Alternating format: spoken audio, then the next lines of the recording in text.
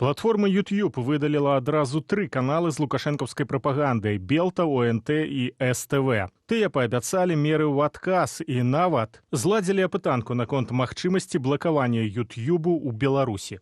Я использую много таких платформ, помимо иностранных. По большей части это отечественные платформы. То есть, если YouTube заблокирует в Беларуси, вы бы смогли перейти на другое приложение? Да, есть куча других приложений. Я не так часто пользуюсь, поэтому, в принципе, почему нет? Отношусь к этому положительно, так как надо наблюдать белорусские платформы. Беларусы ў соцсетцы Threads абурыліся з нагоды такіх каментароў на дзяржаўным тэлебачанні. Пры гэтым, што менавіта прывяло да выдалення YouTube-каналаў, да канца не зразумела. Паводле адной з версіяў, нагодай стаўся чарговы выпуск праграмы Романа Пратасевіча на СТВ, у якім той расказаў асабістую інфармацыю пра журналістаў беларускага расследавальніцкага цэнтру, а на дадатак назваў нумар тэлефону і паказаў здымкі пад'езду і дзвярэй варшаўскай кватэры кіраўніка БРЦ Станіслава Івашкевіча. Той напісаў у YouTube скаргу на гэтае дзеянне. Нужно подождать, пока какой-то официальной информации со стороны Ютуба, чтобы точно делать предположения. Но в связи с тем, что каналы были автоматически заблокированы в один период времени, можно предположить, что они были взаимосвязаны между собой.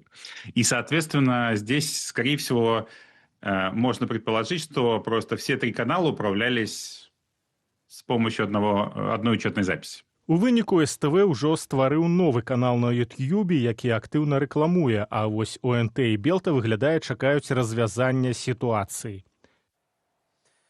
Павел Латушка, на месте кіраўніцы аб'яднанага пераходнага кабінету і лідар НАУ з намі на відэасувязі. Добрый вечар, спадар Павел. Добрый вечар, вітаю вас, вітаю всех гледачоў Белсата. Ну і віншую таксама ўсіх, хто адзначае сёння свята каталікоў, не толькі каталікоў, са святам. Дзякую вам за гэтае віншаванне. Спадар Павел, можа быць, у вас ёсць нейкая версія таго, чаму так адбылося, чаму YouTube мог выдаліць вось адразу цэлых 3 каналы лукашэнкаўскай прапаганды? З аднаго боку, гэта канкрэтная скарга, і мы бачым, што гэта магчымая рэакцыя на скаргу спадара Івашкевіча, які абсалютна, маючы падставы, напісаў адпаведны зварот на YouTube. З іншага боку, гэта назапашаны эфект таго, што робяць прапагандысцкія каналы, парушаючы правілы YouTube, яны распаўсюджваюць нянавісць, непраўдзівую інфармацыю, перадаюць персанальныя дадзеныя.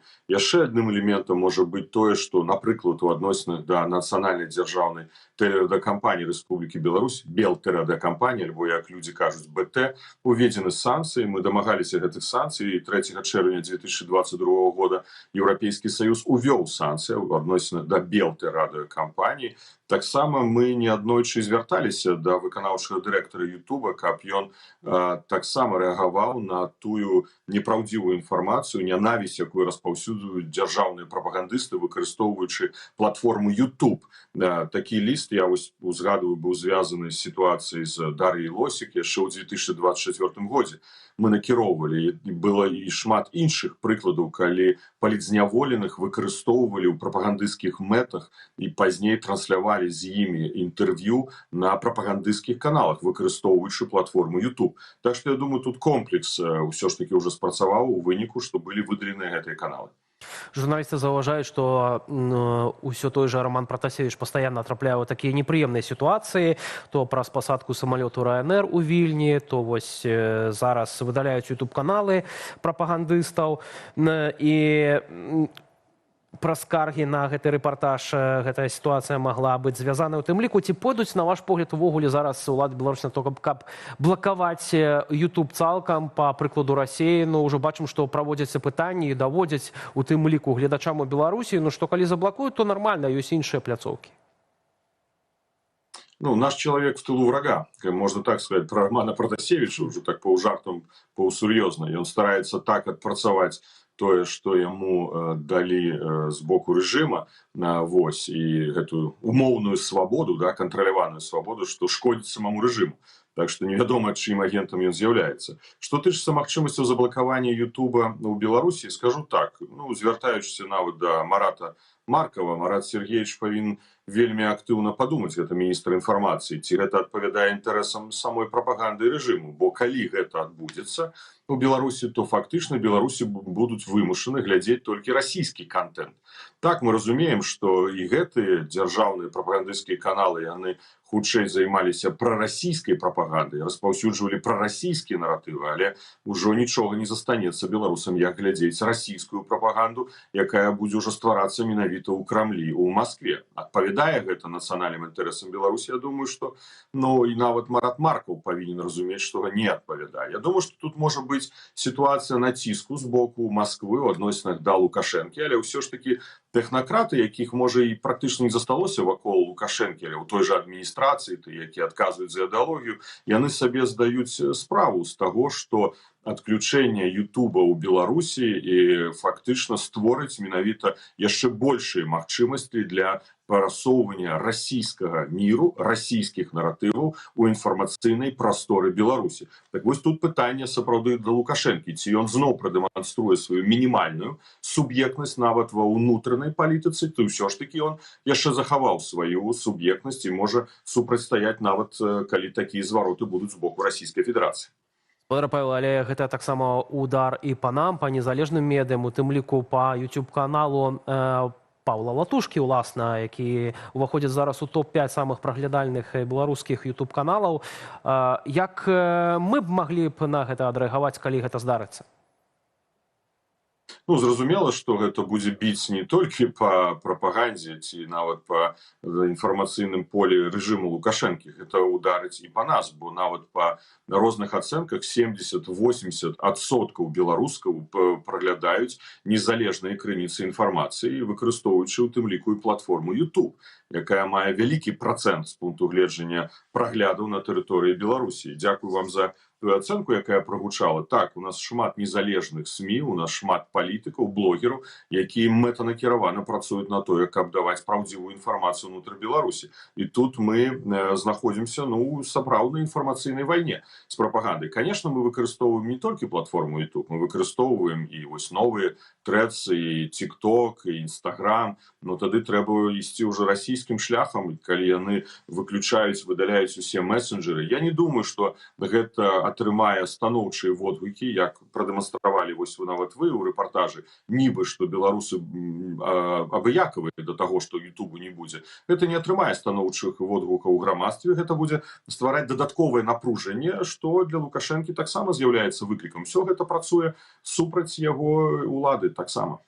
Яшчэ адно пытанне, магчыма, яно невідавочна, але тым не менш, ці вось на гэтыя блакаванні могуць адрэагаваць у тым ліку нейкім чынам перамовы з амерыканскім бокам, улічваючы, што гэтыя перамовы працягваюцца, так, і напэўна ж Александр Лукашенко можа задаць пытанне, што ж гэтага ваша амерыканская платформа выдаліла нашыя каналы. Мы ж нічога такога не робім, а даносім праўду гледачам у Еўропе і за акіянам.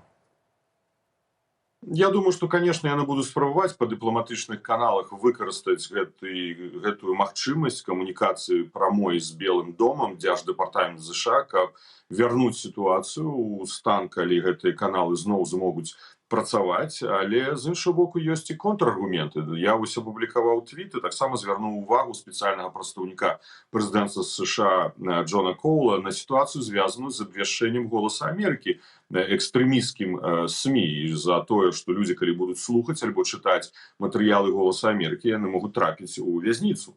Я памятаю яшчэ, калі быў хлопчыкам, першы раз пачуў інфармацыю пра аварыю на Чарнобыльскай АЭС менавіта дзякуючы «Голасу Амерыку». І на гэта я звярнуў увагу на Джона Коула. Так што тут, я думаю, у амерыканцаў могуць быць і контраргументы. Але вы маеце рацыю. Я думаю, што лукашысты будуць спрабаваць выкарыстаць гэтую камунікацыю дзеля таго, каб аднавіць працу гэтых платформаў. Спадар Павел, конечно, я хотел вернуться еще до пытання разгляду справаў, якія зараз адбываюцца ў міжнародным крымінальным судзе, і вось днямі вы у тым ліку перадалі спецдакладчыку парламенцкай асамблеі АБСЕ інфармацыю, звесткі аб незаконным перамяшчэнні ў Беларусь украінскіх дзяцей. Што канкрэтна можа гэта, як гэта можа паскорыць працэсы разгляду справы? Ці гэта беспасярэдна мае нейкі ўплыў на разгляд гэтай справы? Мы працягваем працаваць па тых накірунках адказнасці, які, я думаю, гледачы цудоўна ведаюць. У меня на гэтым тыдні адбылася сустрэча пры дапамозе маёй калежанкі, члена дэлегацыі Координаційнай рады у парламенцкай асамблеі АБСЕ. У нас ёсць Координаційная рада, мае сваіх прадстаўнікоў у ценявой дэлегацыі у АБСЕ, і гэта зноў падкрэслівае важнасць Координаційнай рады выбараў і галасавання. Мы правялі сустрэчу, дзе мы прадставілі інфармацыю спецыяльнай посланницы парламентской ассамблеи АБСЕ об ситуации, связанной с вывозом украинских детей з оккупованных территорий Украины в Беларусь, які рашэнні прымаў Лукашенко, як он гэта фінансаваў, як дапамагала яго дзяржаўныя структуры у гэтым. Будзе падрыхтавана спецыяльная справаздача. Мы тут не спыняемся, і мы стаім на пазіцыі, што Лукашенко за гэта павінен панесці адказнасць. Таму мы фокусуем увагу міжнароднай супольнасці. Аналагічную інфармацыю я абяцаў перадаць і генеральнаму дырэктару па правах чалавека і правасуддзю Савета Европы, з якім у меня таксама адбылася стрэча у Страсбурзе, менавіта па украінскіх дзецях, але асабліва мы разгледзелі пытанні, звязаныя са стварэннем спецтрыбунала адказнасці за агрэсію супраць Украіны. Вы ведаеце, што наша каманда, Народнае антыкрызіснае ўправленне, збірае доказы, і вось мы абмеркавалі алгарытм, як, каму, калі перадаваць гэтыя доказы. На сённяшні дзень сітуацыя з спецтрыбуналам яшчэ ў працэсе стварэння. 16-17 краін, могу падзяліцца інфармацыяй, папярэдне заявілі аб гатоўнасці далучыцца да пагаднення і ратыфікаваць у перспектыве гэтае пагаднення. Наколькі я ведаю, толькі Эстонія пакуль ратыфікавала. Таму, напрыклад, генеральны дырэктар Савета Европы звярнуўся да нас, як да прадстаўнікоў Координаційнай рады, з просьбай адвакатаваць у розных краінах неабходнасць як мага хутчэйшай ратыфікацыі пагаднення аб стварэнні спецтрыбунала, бо, як мы ведаем, дзякуючы нашай працы дэлегацыі Координаційнай рады ў ПАРЭ, мы дамагліся, што і Лукашенко будзе у фокусе ўвагі будучага спецтрыбунала адказнасці за агрэсію. І вось калі пытаюцца вельмі часта, ці варта, ці не варта мець такі інстытут, як Координаційная рада, я кажу на канкрэтных прыкладах. Варта, неабходна, бо нас чуюць, мы можам уносіць адпаведныя матэрыялы, дабівацца адпаведных рашэнняў. Вось цікавая таксама інфармацыя, можа апошняя. Уже апошні раз у гэтым складзе наша дэлегацыя Координаційнай рады працавала ў кангрэсе мясцовых органаў улады Савета Европы, і прынята беспрэцэдэнтнае рашэнне, што ўжо будучыя чальцы нашай дэлегацыі, калі мы абярэм новую Координаційную раду, могуць быць нават наглядальнікамі падчас выбараў у ўсіх краінах, членах Савета Европы. Раней за намі наглядалі, мы ведаем, да, як гэта гістарычна развівалася, але зараз мы атрымалі такое права ездзіць у розныя краіны Европы і адпавядаць за нагляд за выбарамі, і пазней даваць высновы для прыняцця міжнародных рашэнняў. Пагадзіцеся, што гэта вельмі важна. Цяпер, я так разумею, вы ўзгадалі пра ценявых прадстаўнікоў у парламенцкай асамблеі АБСЕ. У Радзе Еўропы беларуская дэлегацыя ўжо працуе пару гадоў, так, калі я не памыляюся, афіцыйна, так. А што менавіта дае ўдзел у парламенцкай асамблеі АБСЕ дэмсілам? Таму што ёсць там і лукашэнкаўскія прадстаўнікі. Не так даўно Лукашенко сустракаўся з дзяржсакратаром саюзнай дзяржавы Глазіевым, і ён проста смяяўся з гэтых всіх структураў, казаў АБСЕ, ОАН, там яны ж нічога не могуць зрабіць, не могуць вырашыць канфлікт ва ўкраіне, скончыць вайну там на Блізкім усходзе. Гэта ўсё пустое. То атрымоўваецца, што, ў прынцыпе, это таксама у вачах беларусаў можа падавацца, што вельмі пустыя арганізацыі, і дэмсілам там таксама няма чаго рабіць.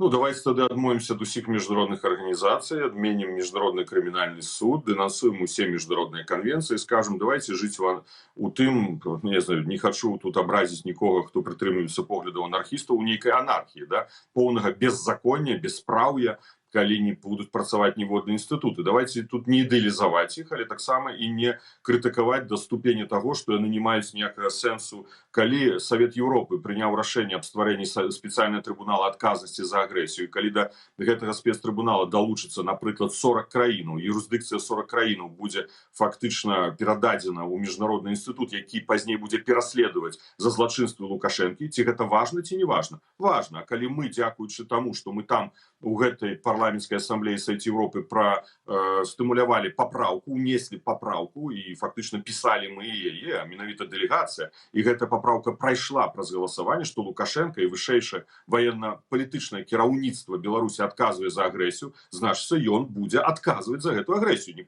Пытанне, конечно, што не заўтра, магчыма, паслязаўтра, але гэта важна. Таму, глядзіце, калі мы сустракаемся у Кангрэсе мясцовых органаў улады з дэлегацыямі розных краін, вось як зараз наша дэлегацыя сустракалася з нямецкай дэлегацыяй, бельгійскай дэлегацыяй, і прынята рашэнне, што будзе падрыхтавана спецыяльная справаздача Кангрэса мясцовых органаў улады Савета Еўропы, як дапамагаць беларусам у пытаннях сацыялізацыі і легалізацыі ў краінах Еўропы, так гэта ж наша праблема, правда? Колькі ж запытаў ідзе ад беларусаў? Я могу зараз сказаць у эфіры, што 9 красавіка у мяне запланавана сустрэча з камісіяй фінансавага нагляду Польшчы з удзелам прадстаўнікоў Міністэрства фінансаў Польшчы, Міністэрства ўнутраных спраў Польшчы па пытаннях рахункаў для беларусаў. Я думаю, шмат хто сутыкаецца з гэтай праблемай, мы неаднойчы звярталіся з просьбай яе вырашыць. Тут ёсць завышаныя, перазавышаныя патрабаванні банкаў камерцыйных у Польшчы, і вось дзякуючы таму, што я чалец Коардынацыйнай рады, што я прадстаўляю Коардынацыйную раду і кабінет,